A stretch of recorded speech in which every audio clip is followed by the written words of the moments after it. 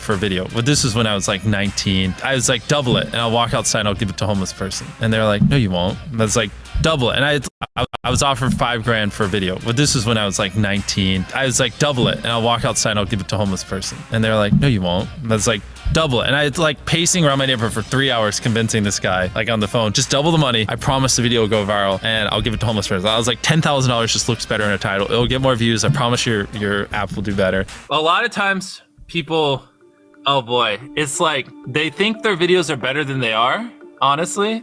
And they tell them, Jimmy, tell them. I mean, they do that, and they have horrible friend groups because you really are like the type of YouTubers you hang around. It's getting people with the right YouTuber friend group that aren't pussies and will actually tell them when their content's bad and like actually roast it and help them get better in a nice, positive way. Basically what I did was I somehow found these other like 4 lunatics. 3 of us were college dropouts. 1 was a high school dropout, and 1, I don't know, he just like quit his job. We were all super small YouTubers, and we basically talked every day for 1,000 days in a row and did nothing but just like hyper study like what makes a good video, what makes a good thumbnail, what's good pacing, like how to go viral. We would just get on Skype every morning, and like some days like I'd get on Skype at 7 a.m. and I'd be in the call until like 10 p.m. and then I'd go to bed and I'd wake up and I'd do it again. We'd do things like take 1,000 thumbnails and see if like there's a correlation to the brightness of the thumbnail to how many views it got. Imagine a world where it's just you working solo and you work 12 hours a day every day for like a year. And you're just grinding, you make a mistake, you learn from it, you grind, you make a mistake, you learn from it, and you do that for like a year.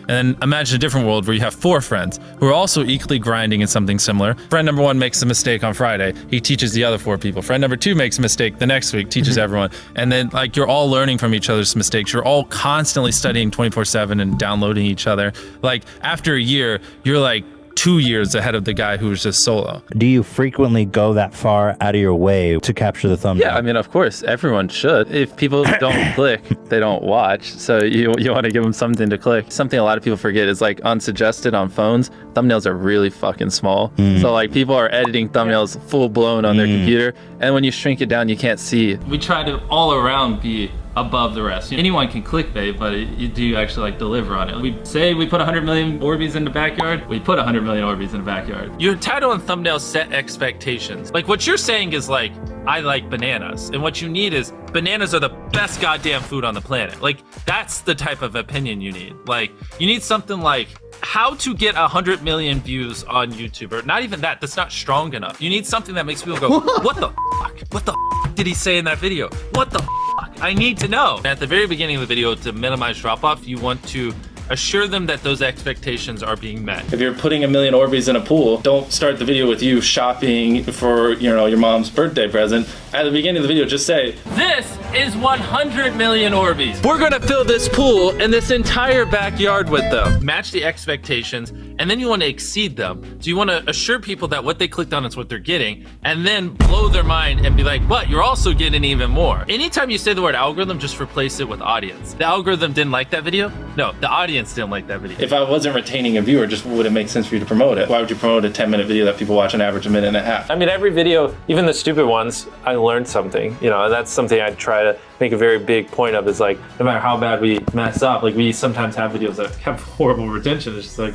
as long as you learn from it, it's not the end of the world. Every YouTuber says it. It's like, no one will ever be able to replicate my style. I gotta edit it. But newsflash, someone can. It's actually not as difficult as you think. It was good that I got a really strong foundation on how YouTube works and how the style of videos I wanted and everything before I scaled up a team, if that makes any sense. I just want to make sure that's clear, because I've seen people try to build the team without foundation and knowing how to do well. I know that if we film this video, it will do well, just because I've spent a decade of my life hyper obsessing over YouTube and I have a good pulse on it. But if you didn't have that, then you wouldn't know. Like, you wouldn't be able to spend $4 million on a Squid Game, because you might lose $2 million and then you can't pay your people. But of course, yeah, if I didn't have these people, I couldn't do half the stuff I do. For the last like 8 or 9 years, like every dollar I've made, I just spent it the next month on content. And I just did that every single month, and it just kept getting bigger and bigger, and here we are. Since I was 13, there probably hasn't been a single hour that's gone by that I've been awake where I haven't thought about YouTube. Like, I'm just focused on making the best videos possible, period. I don't care about making money.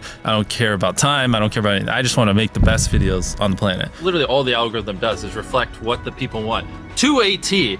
And if you deny that, you just make terrible videos and are trying to find a scapegoat. We do our videos in other languages as well. If you Google it, it's like only whatever, less than 10% of the world speaks English. So 90% of the world can't even enjoy your content. And when I realized that, I was like, wait a minute. 90% of the world can't even watch this stuff. Like, we just started doing this like 6 months ago, and it's crazy like how viral some of these videos are going. 51 million. In Spanish, the guy who does my dubs is the same guy who dubbed Spider-Man. We managed to convince him. So a lot of those comments are like, why does he sound like Spider-Man? Or is MrBeast Spider-Man? To me, what's important is click-through rate, getting people to click on your video, and then average view duration, average view percentage, or just relative retention, and having them watch it. A lot of creators think click-through rate is just like the title and thumbnail and did they click it, but a lot of it too is, did they enjoy your last video? Because if someone watches a video of yours and they loved it, you can bet the next time you're recommended, their chance of clicking is a lot higher. Sometimes we're filming for 3 or 4 days, like 10 hours a day,